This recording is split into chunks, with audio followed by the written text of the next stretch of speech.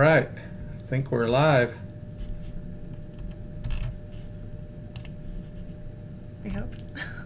Can you see us? There we are.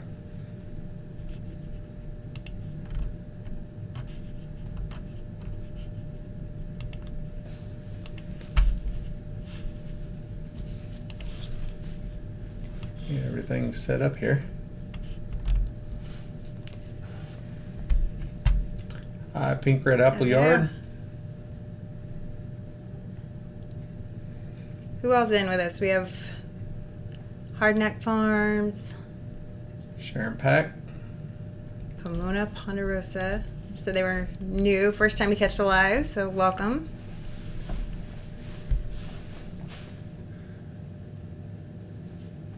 We'll let a few more people join in here.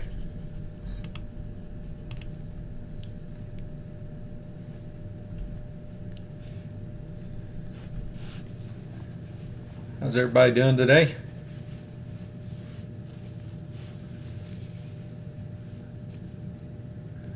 Hi, Brandon's Outdoor Adventures. So we got some rain this weekend. We were actually thankful for it for once. Yeah. Yeah, it'd been a while since we had a decent amount of rain. Yeah. So we didn't get near as much as they were forecasting, but that's good. They were saying widespread 2 to 3 inches, with some areas getting up to 8. I actually didn't hear about anybody getting No, I didn't hear anything anything like that. I didn't watch real close on the rain totals. I didn't see any flood warnings. Saw a few severe storms, but I don't know how much we got. Maybe half inch at the I most. honestly don't know how much we got. I just it was a nice steady rain. It watered the peppers for us. We didn't have to do that, so that was nice. Hi, Cara B. Welcome. First time on the live. Hi, Michelle.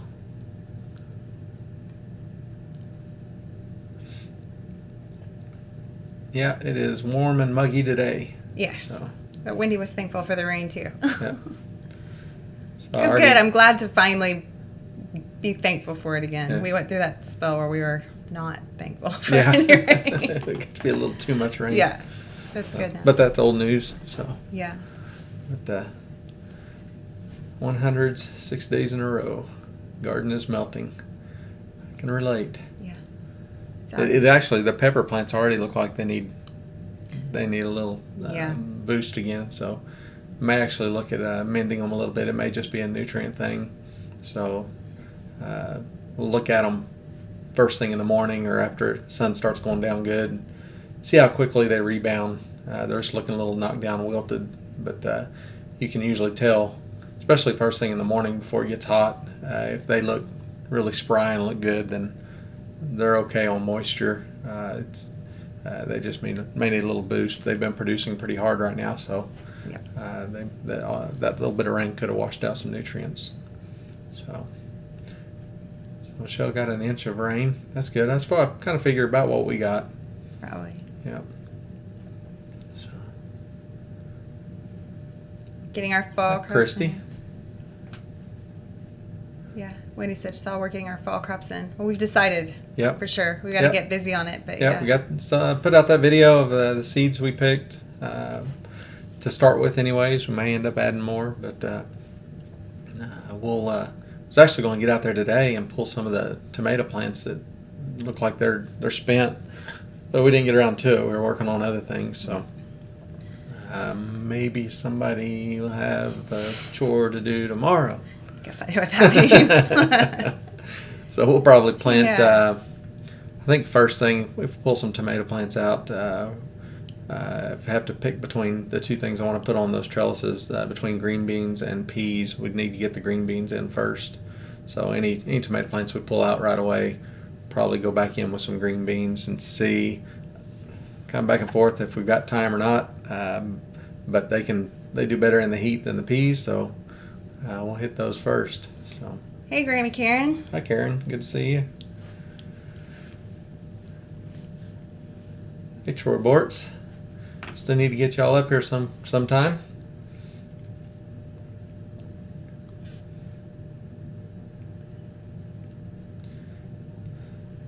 So, last week, somebody had asked about our favorite perennial, how was it worded? Perennial permaculture plants? Yeah. Was that maybe. the way it was worded? So that's what we'll go with. Yeah, that's what we'll start talking about today. So tell us what your favorite plants are too while we're talking here. Yeah, so put in the comments there. Favorite perennial. Favorite perennial.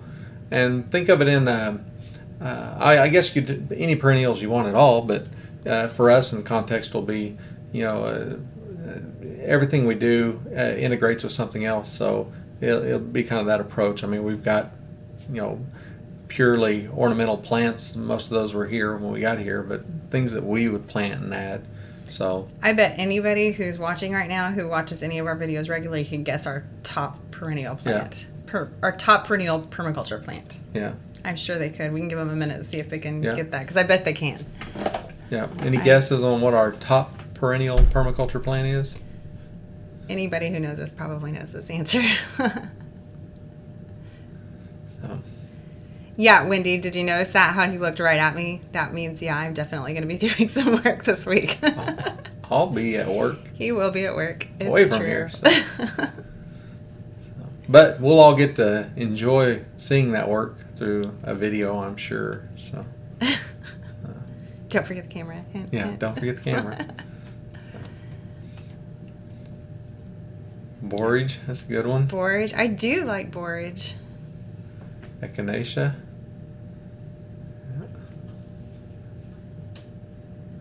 Peppers. Well, that one's not our perennial permaculture, but we do love the peppers. We've got so many. So many.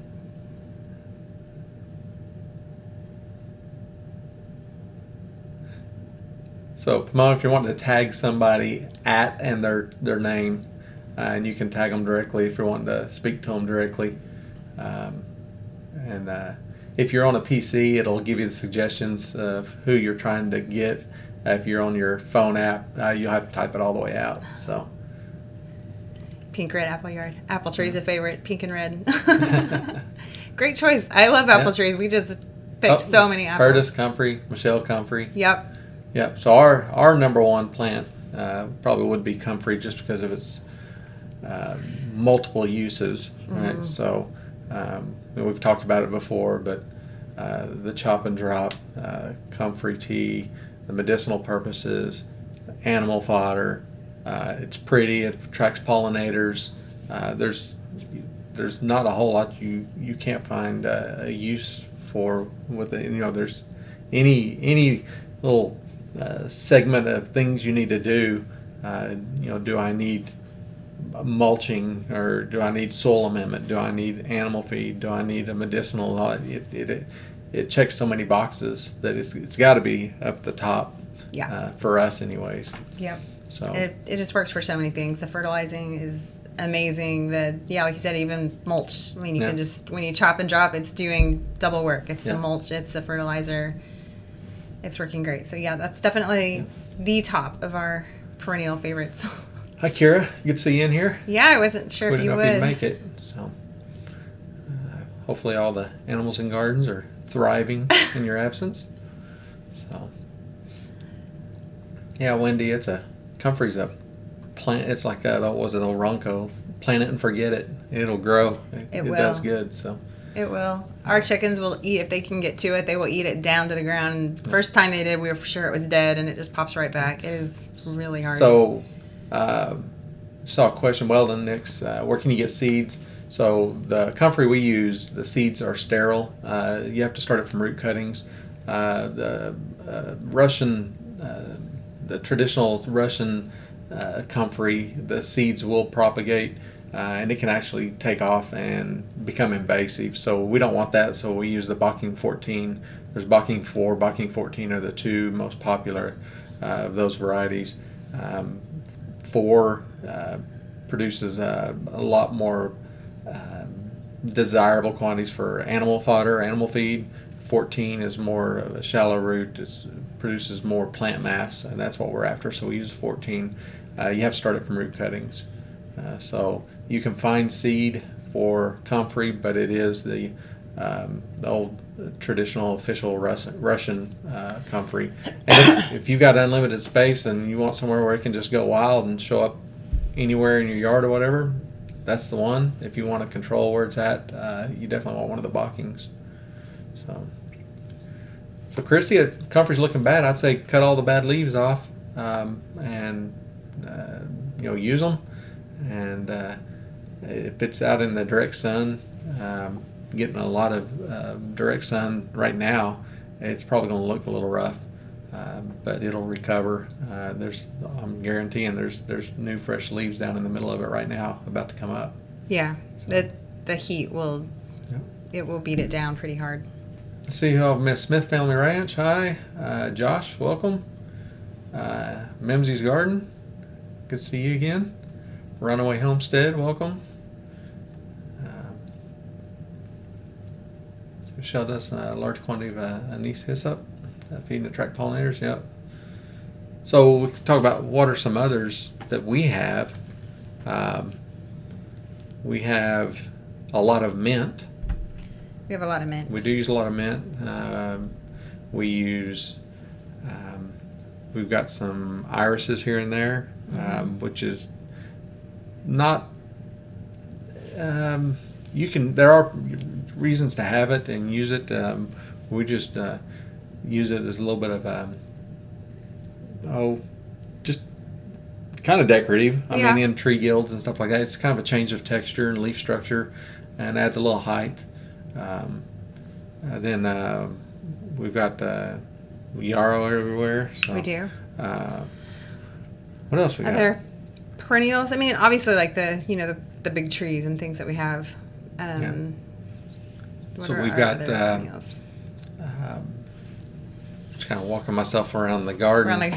Yeah, I mean we've got horseradish. Yes. It's a good perennial. We've got quite a bit of stuff out there. So I had to pick a top. It's definitely comfrey. It's our favorite. Yeah. It is. You can just use it for so many things, and we can start more easily. Many heirloom fruit trees. So we have. So we have Red Delicious, Macintosh, Golden Delicious. I'm trying to think how many fruit trees we have. We have a lot. We have 18 fruit trees, I think. So there's Santa Rosa plum, Bartlett pear, Ayers pear, Kiefer pear, Arkansas black apples. Macintosh. I got the Macintosh. We've got Ranger Peach, which we chose it because it's a little later blooming, and most of the peaches around here they bloom so early they end up getting frozen. So we targeted that one just to try to get some production out of it because it's a later set and later harvest. Then we have, what pear is it that we have out front? That's the Kiefer pear out there. And if I'm being completely honest, we ended up with that tree because it was fall when we bought it, and the colors were perfect. I love fall and fall colors. We got pawpaw trees. That's why we have it. We have native pawpaw trees. So. Yeah, and figs. Yeah, we got brown turkey fig and Celeste. Of Little and Light, welcome. And bye. Glad you got to stop in. Load things up, travel back home. So safe journey, and come see us next Sunday at 6 o'clock Central. Also, we'll be back on next week too. So. Curtis is here. Yep. So Curtis, earthly medicinal seeds, great source. Yep. So what did I miss?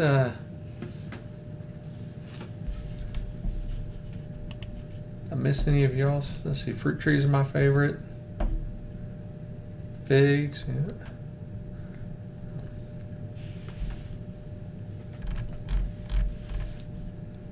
So Runaway Homestead, we are in northeast Oklahoma. Andrew, welcome from USA. Yeah. Australia, very cool. Yeah. So we'd like to make it down to Australia. Yes, that would be nice. Actually, I kind of want to go for some additional training.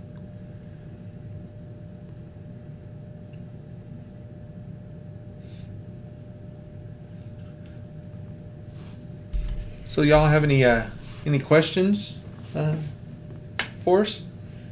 It can be anything. It can be about your favorite plants, or we can definitely change topics if there's anything that you're interested in. Berries, yep.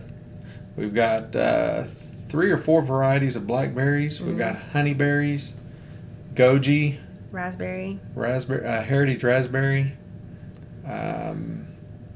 We've got black chokeberry. We've got gooseberry out front. Yeah. Lots of elderberries. Yes. Lots of elderberries. We've been getting a bunch of those this year. We've got, what else? Service berries. Mm-hmm. Man, we need to make a list. I know. We had one at one time, and then it got very outdated, and I haven't done it again. So, I need to go through and make a list. I just kind of mentally have to walk through the gardens and think of what's out there. What berries do we have? Yeah, 'cause there's a lot of stuff out there. So. We have grapes, too. Concord. So Josh Gannon has aphids on his kale, any organic solutions. So personally, we use DE and try to apply it at times to avoid the honeybees. I know there's some concern that it may cause issues with honeybees getting it on them. On kale, I don't think it'd be really an issue at all because there's no blossoms there that's going to attract the honeybees. When we apply it to things that does have blossoms, we just try to avoid that. Bees are pretty good about landing on the blossoms and not on the leaves, so I think that kind of addresses some of those concerns. But it seems to help. There's organic sprays out there that you can use, but we prefer not to spray anything if we can absolutely get away with it. I try not to. Yeah, I really do. So we try to use DE for diatomaceous earth. Food grade, we do use food grade because we just keep one supply of it, and if we need to add it to the chicken feed or the dog feed or put it on them, we just want to make sure it's all good food grade source stuff. So don't have any experience with mason bees. No. Here. Honeyberries are about an inch long dark blue berry. It's kind of like a blueberry. I mean, it has a similar flavor, I think. They're long. There's different varieties, different sizes. With the ones we have, I can't remember what variety they are. But I can't either. I have it they're written down, but I don't know. They're kind of odd shaped. They're oblong, a little bit wider in the middle, and then they kind of got blunted ends. They're very unique. So we had to look for a while before we found them locally. We try to buy stuff at the local nurseries if we can. We've only got 1 or 2 that really supply any kind of native or kind of oddity. Yeah, there's one nursery in Tulsa that's really good about that. So you can usually find a lot more of the native stuff. So what's our favorite berry? We had blueberries before, but they didn't do well. We didn't. We didn't have them in an area that we could keep more acidic soil, so they never thrived. We ended up losing them. I'd say my favorite's the blackberry. Yeah. Probably also from growing up. My grandma had blackberries in her backyard, and we would always make blackberry jam and all that, so I loved having the blackberries in our yard. Yeah. We've had a ton of elderberries this year. Yes. Just off of really 2 bushes. You said we're up to... I have 9 quart bags in the freezer. About 30 cups. Mm-hmm. 30 cups of And it elderberries. takes how much to make a quart of syrup? Of the frozen berries, I think it's a cup and a half. Yeah. I think it's, So we can make if we just did syrup, we could make a lot of it. Yeah. Yep. Lacewings, ladybugs, which we usually have a pretty good natural balance in the garden. We'll see ladybugs and stuff. Mm-hmm. So we haven't had to buy any. No. Usually they come pretty naturally. I mean, yeah. So y'all can't tell, she's panicking because there's a spider on the wall and she really wants to take care of it. Yeah, that's going to leave a mark. Okay, I'm better now. So one of our elderberries is 3 years old, one's 2 years old. Yes, we'll just right at almost 2 years old. We planted it. Yeah, it was a almost 2 years cutting ago. off of the Off the big first. one. Mm-hmm. So, and they grow pretty quick. So you could plant, a 1 gallon start this year, and next year it'll be pretty good size, and by the second year you'll get good berries. Yeah, you'll get the first year you'll get a few, and so few that you'll be fighting the birds from them. The second year you'll get a pretty good amount, and this third year we've gotten a lot. I mean, a bunch of berries. I watch the birds sitting on it, eating them all the time, and I still have plenty. Yeah. So, letting radish flowers. Yeah, so we put daikon radish it's in our cover crop, and we let it go through full maturity and actually rot in place, which creates a nice void in the ground to let water and air in. So yeah, those go to flower and to seed, and sometimes we'll gather up seed.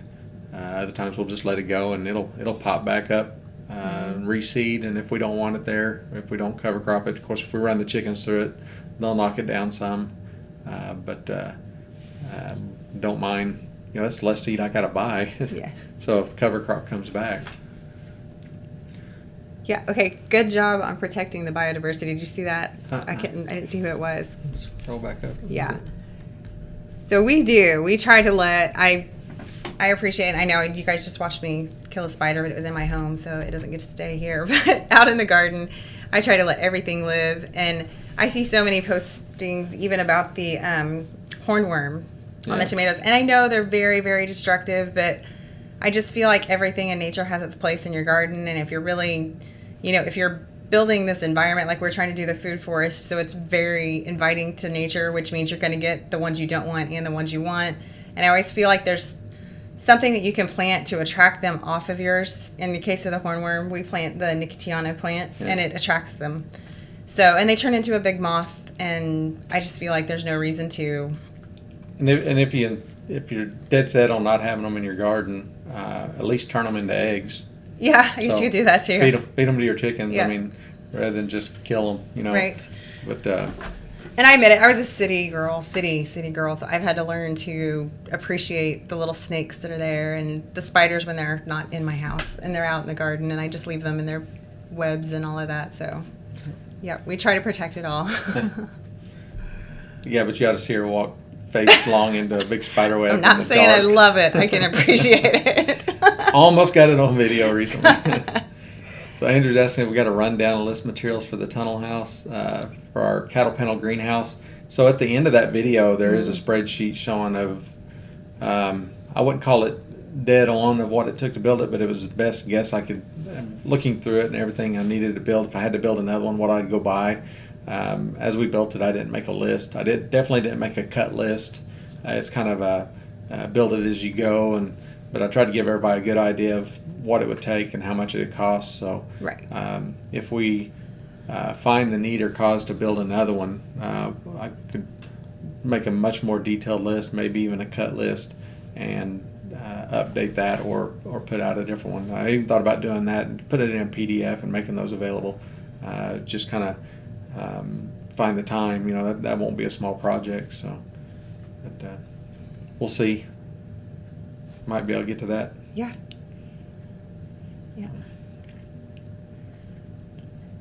Smith Family Ranch. She said she was the country girl. He's the city boy. She used to kill the bugs for. Yeah, we got some advice from some older friends of ours. I guess it was actually just right after he passed away. And she was saying that one of the things she was so thankful for is that he made her take care of the bugs and the mice and all of that kind of stuff herself so that she'd be able to handle it one day if he should ever pass away. And so I think John listened to that a little too well. So he makes me take care of a lot. You may have. So yeah, I get to take care of all kinds of things that I don't really want to. Yeah. Well, I ain't always here either. So. Yeah. However, when there was a snake in the quail cage, I didn't. She didn't reach in there and get it. I didn't.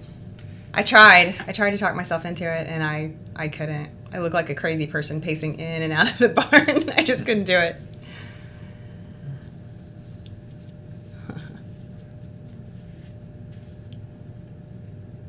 Yeah.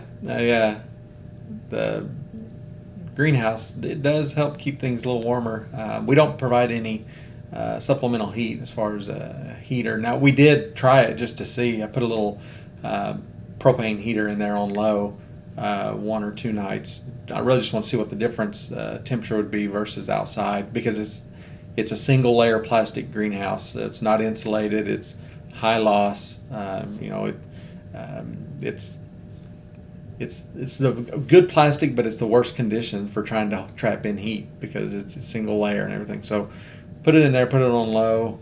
It'd be equivalent of, I think it was about 4,000 BTU heater, and it kept it at least 30 or 40 degrees warmer. I mean, because it was really Yes. cold nights when I did it. It was down in the teens or single digits. Right. I did it on the coldest nights just to see.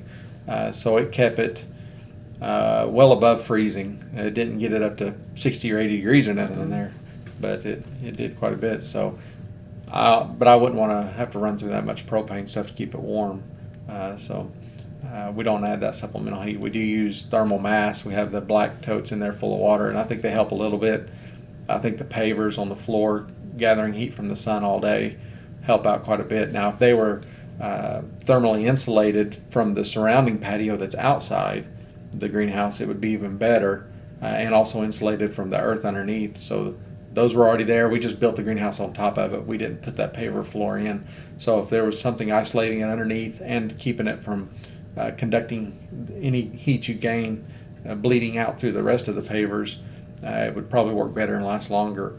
But it's not worth tearing up those pavers and adjusting the patio to make that happen. If we were going to do that, I would probably build something separate to put it on and isolate that. But it's all passive. It's all done. All the heating there is done passively. And even the way it is on our coldest nights, I would say it still stays a good 10 degrees above the outside temperature. So it heats up pretty good during the day. It'll get nice and warm with the sun in the daytime, and then at night it keeps it up there a little bit more. Yeah. So it's definitely better than being outside exposed. And it's much more gentle temperature curves in the winter. It's especially at night. In the daytime, you get some sun on it, it'll warm up pretty well. And with that automatic vent, that window opener, you'll even see it opening in the winter because it'll get so warm it'll have to vent some of that out. And that's good, because when you're growing things in there, it'll get real cold at night. You don't want to get real hot in the day because that drastic swing, that's not great for the plants.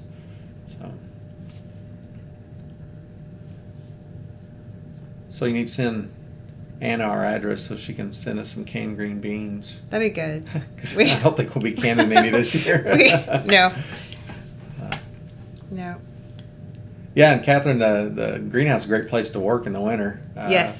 We'll go out there and just throw like a sweater or something over a t-shirt. And when you're in there, I had to hang a nail up to hang everything up on, because so nice. It can be 30 degrees outside. And that sun beating in there, it'll get warm when you're working, and you're down to a t-shirt rather quickly. Well, he is. I'm in a sweater right now in August. Welcome, our friends in the desert. Yeah. All toasty warm over there, I'm sure. Have you been watching? I don't know if I missed any questions. I probably missed a couple myself. I get to talking and looking away. Yeah. I think we're good right now. Did container on the green beans. Blue Lake. Blue Lake is what we were going to plant for fall. Yeah. Kentucky Wonders and Oriental Yard Longs. So we've done the yard longs before. Yeah. Those are years ago. It has been a while, but yeah, we've done those. They did get long. close to a yard long, bro. Yeah, we've done more recently. We did the rattlesnake beans when we did on the Three Sisters. Mm-hmm. And then I don't remember what variety we had on the trellis. We had on the arch trellis. Yeah, they were purple. We had the burgundy, or the... That was on that TP trellis thing that we made. Yeah. The purple one, the burgundy. Yeah. And then over on the chicken moat side. Yeah. So, yeah, we're going to throw some green beans in the ground, see if we got time to get some before the season's up, but I'm not going to hold my breath. We'll see. I haven't held my breath at all. This year is we're just seeing what happens, and we're trying some new stuff. And so you can see our addition on the wall. Yeah. So we weren't sure how well it would show up, but we thought it was a fitting and appropriate backdrop. So. Yeah, I liked it. We saw a sign actually first, Yeah. and we thought, oh, that would be pretty up there. So we got the big wall letters. Yeah, it's actually like 30 something by 44. Yeah, it's pretty good big. size. So. Pretty big. But, so, okay, let's see. Do you think much of your techniques can be incorporated in smaller growing spaces? Absolutely. Yes. So, our techniques, we've got a couple different styles of gardens, but if you're referring to the one in the back where it's more the food forest, it's all about thinking in smaller areas and doing companion plantings, thinking about stacking functions and stacking time, and you can do it to any scale. We're working towards a goal of providing, to be honest, at some point 100% of our food, where we don't have to go buy any food, but we're doing it in steps and stages. So seeing what kind of production we get from whatever approach, and so there's a lot of experimenting in it, and things change almost every year. If you go back and look at some of our videos, we've been approaching 3 months from a year. So November, I guess, is October, November, some of the oldest videos. Mm-hmm. And just since then, that back garden has had a couple of evolutions. Yeah. So we're trying different things and seeing what really works, and then scale that up, right? So we're still learning with it too, but I can say that all those things we've done on a smaller scale, and it was productive, and then we scale it up, and it's still productive, the things that work, Now, if you take something small scale that doesn't really work and try to blow it up, you're just going to have bigger headaches. Right. So that garden in the past, we had it where like now our tomatoes are on the big cattle panel trellises, and they're all together. We've had it in the past where we had them in cages and spread all throughout the garden, mm-hmm. and everything was spread all throughout the garden. Nothing was really in clusters other than maybe potatoes and onions, just because of ease of harvesting. Everything else was scattered so that if we had a pest issue, they couldn't jump from one to another of the same variety. They'd have to search around, and the scent of the plants would be masked by something else. And it worked. It's a lot harder to manage harvesting, and instead of saying, oh, this stuff's ready and it's all right here together, right. You're searching through the garden all the time, and it was kind of I don't want to say it's kind of a mess or anything, but you would miss things. So even though we had really high production, we would have higher loss because we would overlook stuff. So we've kind of tried to meld that together and do a little more of zones and have things a little tighter together, but also still have interplantings to try to confuse the pests and all that. So, and having the cover crop still in there, but it's hard to do that and sell it, towards the traditional gardener. So you've got to find what's important to you, and what works. Are you going for the high production, really easy to harvest and all that, or a kind of non-traditional method with all of the other benefits? So. Mm-hmm. Yeah, you can do. I mean, even our big food forest, we're only on an acre, and so that area is probably less than a quarter acre, right? Oh, that back there? Yeah, it's less than that even. Yeah, it's the back garden within the fences of it is an eighth of an acre. Okay, so it's not a very big space, and we have 8 fruit trees back there, or more? 10. So there's 1, 2, 3 apple trees, 2 pear, 2 pawpaw, 2 figs. Well, the figs can't count, but what else? The nectarine. Mm-hmm. There's a hazelnut that's still kind of small. There's 2 hazelnut. Well, yeah, on the other side, mm-hmm. Yeah. So there's a lot of stuff back there. So in just that small little space, we have a bunch of food growing. So you can definitely do stuff even on, and I saw that Catherine said just on a suburban block. That's actually where we started. We've only lived at this property for 6 years, and before that we lived in a tiny little Yeah, that suburban backyard lot. It was, was little. Well, I think the whole lot was 50 by, actually it was just over 50. It was about 60 by, oh gosh, 70 something? Yeah, house and everything. Yeah. So it was really small, and we still managed to have 6 chickens and the garden. It was a smaller garden. It was more organized, and we did the straight rows and not a weed in the garden type of approach, but we still had compost pile and tried to do a lot of things. We weren't really going after the permaculture approach because we didn't know what that was. We didn't. Yeah, not yet, not then. We were looking for a better way, but we didn't know what we were looking for then. Yeah, Kira's an example. She said her lot is super tiny. She does a lot on her space. She really does. So, see, Andrew asked, what spuds do you grow and where do we get them? So, usually, she likes the Yukon Gold. Yep, or the red. And then we do the red, which is the Pontotoc Red, I believe. We don't grow any white potatoes. So those are the two. Right. And we usually end up buying them locally through one of the feed stores. So, like I said, we try to support the local businesses as close as possible. Yeah. If it's available, we will. But I guess we could. I hate to have our food shipped in. Right. I guess it's really no different than the seeds, but to get the seeds I want, I can't buy them local. At least not all of them. We get some of them. But I can get the seed potatoes. So, and then we keep a lot of our potatoes till a lot of the smaller ones till the following year. We do, and we'll use those as seed potatoes. So,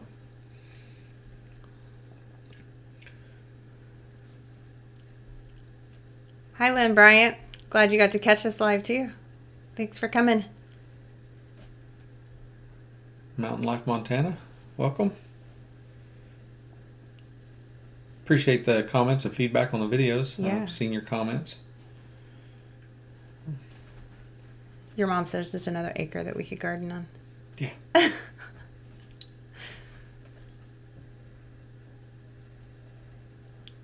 So, what do you have planned for tomorrow? What do I have planned for tomorrow? I'm going to be at work. What do you have planned for tomorrow? I'm not sure. Well, I'm going to make applesauce for sure. Yeah. Out of all those apples we have. So that was off of the Molly's Delicious. Yes. Right? Yeah. So if you saw on, it's been on her Instagram and Facebook, yeah. We had to harvest that was the Macintosh that we took. Apples. That was the Macintosh and the crumble. Well, yeah. Okay. The Macintosh and the crumble from last night's dessert. So the video. So the video, you haven't seen the video yet. You're talking about something we haven't seen. Yeah, you need to check out the video that goes up tomorrow morning. Tomorrow. And see what we had to do. Yeah. So. You'll know why I'm making applesauce tomorrow. Phone down. Dropping things. So. Oh, all right, Anna. Be safe. And we'll see you next time. I feel like I'm missing stuff. I'm trying to get back and see. Somebody said Green Gene Project in the house. That was for you, Jim. Have to let Chrissy know how to keep the potatoes for next year for seed. I just store them the same way I do the potatoes that we're using. In the pantry. Yeah, in the pantry. Put them usually in trays. Yep. On newspaper, and we just slide them under the bottom shelf because we don't put anything else down there. Yeah. So they're in the dark, they're in the cool, and just slide out and get what you need. Yeah. So. Kira wants some apple crumble. It's all gone. It is gone. It went away very quickly. Yeah. Maybe I'll have to make some for you next time you come down. Yeah.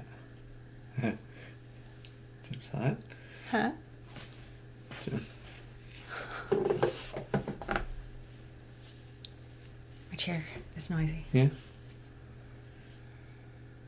Applesauce on roast pork. Had that before. On fried pork chops. Yeah. But we don't eat pork now, but We don't. I can remember.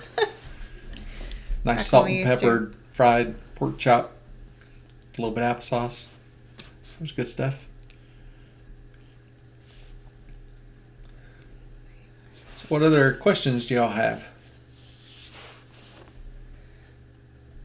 Apple crumble. Now everybody's wanting apple crumble. I'm going to want some more dessert now, too. We don't have It's all anything. gone. I know there's nothing to make today. There's more apples. There's a lot of apples. I'm turning those into applesauce. Hi, Freedom Homestead.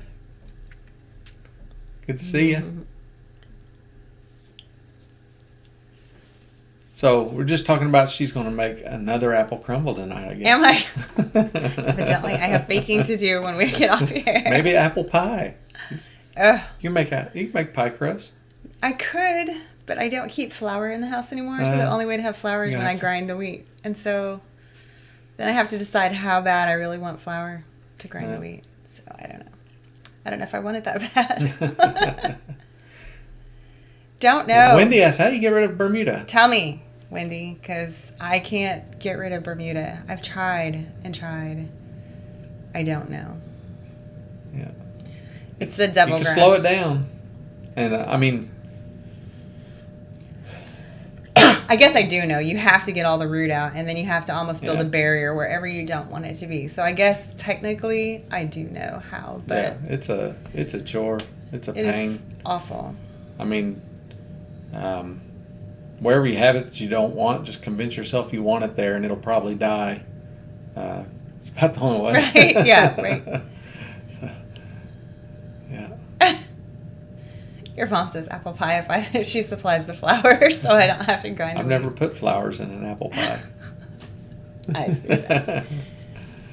He's hard on his. So own. no, we don't grow our own wheat. We don't have the space to have any kind of yield. I mean, I've got some wheat seed that I'd like to grow and see, and we've done wheat as a cover to quickly cover bare ground, like when we did the swells on the community garden, and it seeded out, and it was ready to go. It was. And we just never got out there to get it, and it ended up knocking down. And I don't know how much it would have made. It would have been a chore to thresh it and everything, and probably not made all that much. But it was a beautiful stand of wheat. Yeah, it was and so it was pretty. really all we done. We So bought pretty. wheat seed from the feed store just to get something on the time of year that we did that.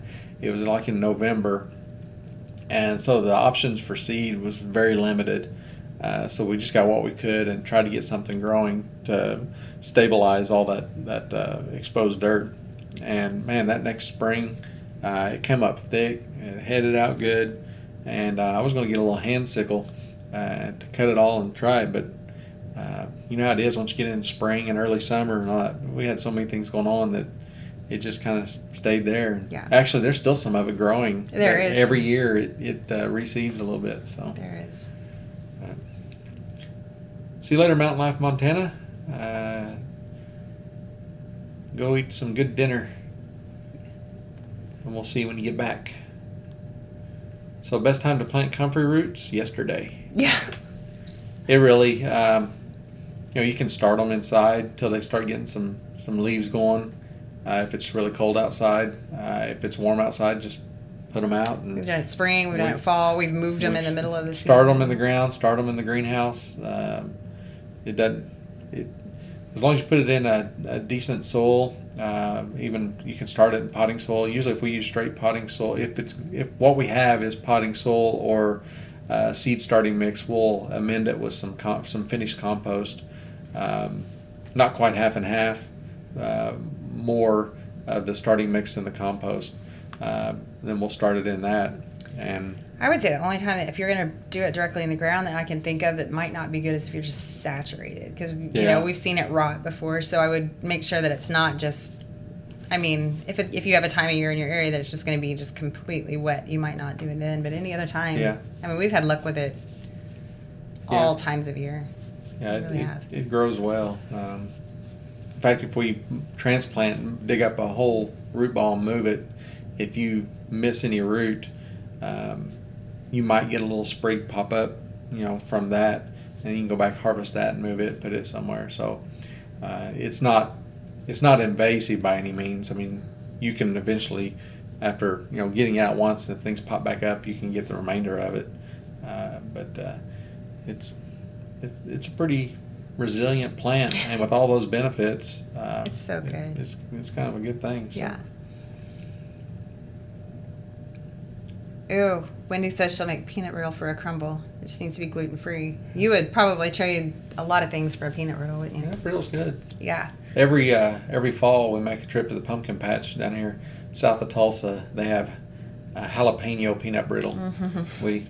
We don't need a lot of real sugary, candy type stuff. Brittles, that's about as close to candy as we get. And that jalapeno brittle, boy, it's good. It's got some bite, but it's got the sweet and the peanut. It's good. Yeah. It's good all around. And that crumble, it probably wasn't totally gluten-free, actually, thinking. Well, I made it with oats. You had oats. Yeah. So. Oats on top. So the difference between potting soil and potting mix. So the seed starting mix that we use, there's different ones. There's different texture and size. So there's super fine, and then there's with a little heavier aggregate and chunks of little wood chip kind of stuff. I don't know if that's bark nuggets or what it is in there. It's just got a little larger aggregate in it. All of them have a very small amount of anything like vermiculite or anything like that, and it's the smaller pieces. Whereas potting soil, obviously has a lot more of that in it. Seed starting mix, true seed starting mix, has been sterilized, so that you don't have issues with mold and anything being in that mix. And it's really high percentage of peat moss. It's really light, drains well, things like that. So whereas your potting soil, it's light, but it has more of a it holds. You could overwater it a lot easier. It could get inundated.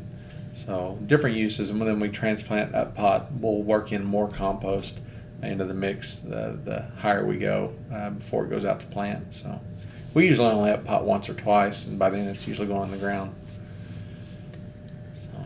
Freedom Homestead is asking, so they're not sure where we're located, but are we doing a fall garden? Yeah. Yes. Northeast Oklahoma, and we are doing a fall garden. Yeah, so we honestly don't always, because a lot of times with school starting back and we have things, it just kind of gets busy. But this year, spring was rough, and we definitely wanted to go again, try again. Yeah, so, we usually throw a few things in for the fall, but a lot of times we don't go in with a real plan of what we're going to do, and we'll just kind of ride out the rest of the spring crops and harvesting whatever we may end up with. But this time we're really going to. I don't want to say start anew, but we'll probably end up turning over the whole garden and really try to set it up to harvest a lot more throughout the winter. So there'll be a lot more frost cloth. We'll be really trying to manage it between that and growing in the greenhouse all winter long, and see how high we can keep that percentage of our own food. So I know we won't get to 100%, anytime soon. Realistic about it, but that's what we're trying to get to. So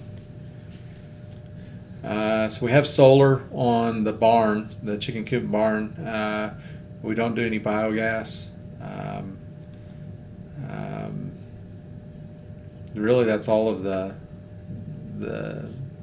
alternative energy. We have some thermal collection through methods. We don't have like a solar thermal collector on the roof or anything for our hot water. I'd like to do that. And I thought about it when we had to replace the water heater, but didn't have the time to integrate all that. And finding the stuff around here, it's one of those things you gotta kind of plan ahead and order it all in advance and go into it doing it. You can't really accomplish it when your water heater fails, because none of that's available around here. We tried planting strawberries and asparagus together with success. I have not. We have strawberries and asparagus, but we haven't planted them together.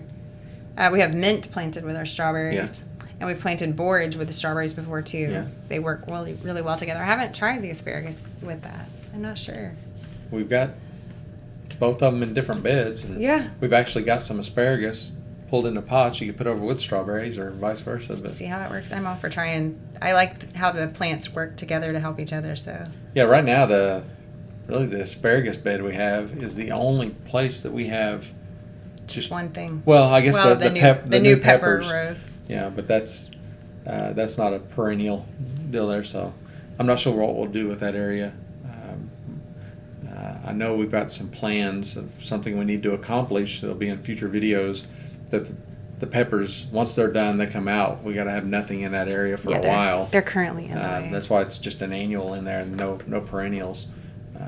But for now, more to come on that. Mm-hmm.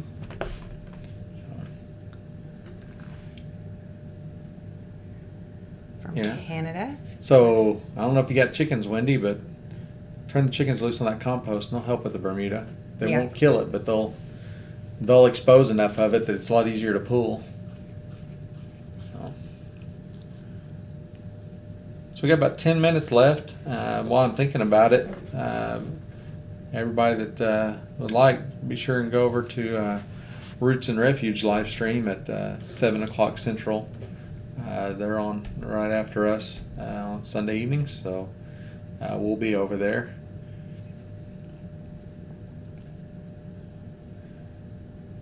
So we haven't done rhubarb with carrots. Tried rhubarb with carrots. Now, is that growing or eating? Because I can see. I mean, because rhubarb is usually with stuff. I could see that going together. Yeah. Sharon, we've noticed we have the same thing where we have years where we have just, and it's like it's something different every year, where we have just extreme success on one plant. Like this year, our peppers are doing really great, which is good because we use a lot of them. Tomatoes are doing okay. Last year... Catch you later, Josh. Ground cherries, right? Isn't that what we had? Tons and tons. We had to come up with recipes. Like, what are we going to do with all these ground cherries? Because they just did so well. And then, this year they're okay. It seems like that's just the way it goes for us anyway. I've had that where we just have really good success on a particular plant each year. So I'm not positive about Jess and Maya's live. I know they've done lives when they've been out of town before. And I know Mike and Lacey did a live from up there last night or night before. Yeah. So I'm just assuming. I haven't heard anything that from Jess that they wouldn't be live. But who knows? Yeah, they may not be. I'm not sure, because they are. So I'm not sure where they're staying, what kind of internet service they have. But I'm going to assume they're going to be there. So we'll be getting off right at 7 to make sure we don't carry over in case they are. And we'll be going over there and looking. But hope they are. Oh, everybody's having bad luck with rhubarb. Wendy lost hers in a fire, and Kira said that she lost hers this summer. So we had rhubarb, and we had it in 2 different places. It did really well in one and not so great in the other. We ended up moving them to the community garden when we put it in. And it's kind of a bad time of year to move it, and I thought that we'd probably be okay. But I think with the move and it was growing really well, the sun was so intense after that. It got really hot. We kept it watered, but it just beat it down. We ended up losing it. We did. So we lost ours too. I guess everybody's having that was last year. All the Oklahoma people are killing the rhubarb. Yeah. Watched the chore video this morning. Love the doghouse door y'all put in the barn. Yeah, it works great. So originally it had trim all the way around it. But all night long you'd hear it slap against the barn, thong, neighbors hear it, whatever. So I took that trim off the bottom. I think it looked better then. So the door would go in, but then when it come out, the trim and everything would come out. So now it's just that door. I was just trying to keep any water, rain from creeping in there. Mm-hmm. Seems to be fine. They stay dry in there. Yeah. I don't know. In our other videos you've seen, there's a brown wood inside the room where all the feed and everything is.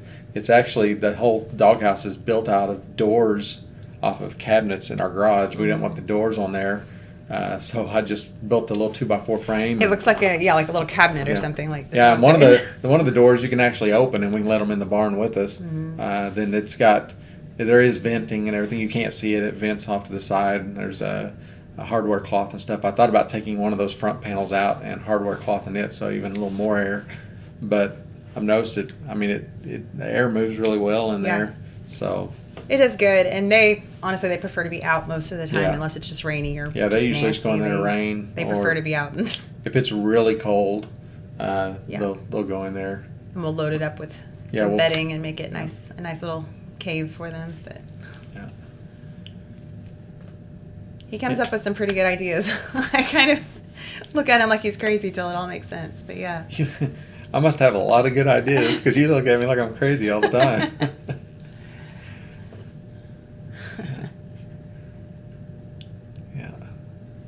Solving problems. Yeah. It's fun. It's kind of what permaculture is all about. You got 12 principles to use to solve problems. Just make sure you stay in the lanes of care for people, care for earth, and return the surplus.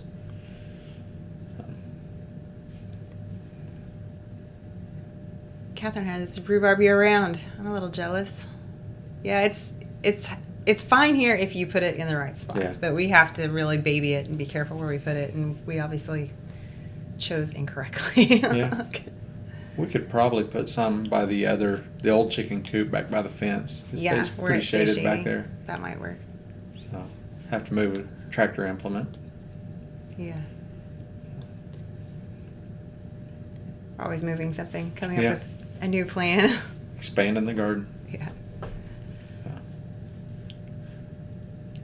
All right, looks like, Christy, are you out of here? If so, we'll catch you later. And another hour has flown by. Yeah, it goes really fast. Yeah, so I'm showing just a few minutes left. So. Yep. So like you said earlier, we have the video coming out tomorrow morning. Yeah, I've actually got videos queued up for the next couple days. One tomorrow. We've had some questions. That was actually about how do we preserve bell peppers, especially with the bumper crop we've had this year. I'm so happy about it. So that video is coming up tomorrow. It'll go up at 8 a.m. Central. And then the following day, on Tuesday, there'll be one about just a small little video about the solar-powered lighting in the barn. I just did a little upgrade on that. So that'll be coming out Tuesday, so watch for those. All right, Food Forest Permaculture, good night to you. Thanks for coming by. Thanks for hanging out. Yeah. Yep, plant food forest, feed generations. Absolutely. Should absolutely become more and more productive as it ages and after you walk away. So. Yes. All right, well, and if we can give them one more chance, if anybody's got any questions, we can try to answer quickly.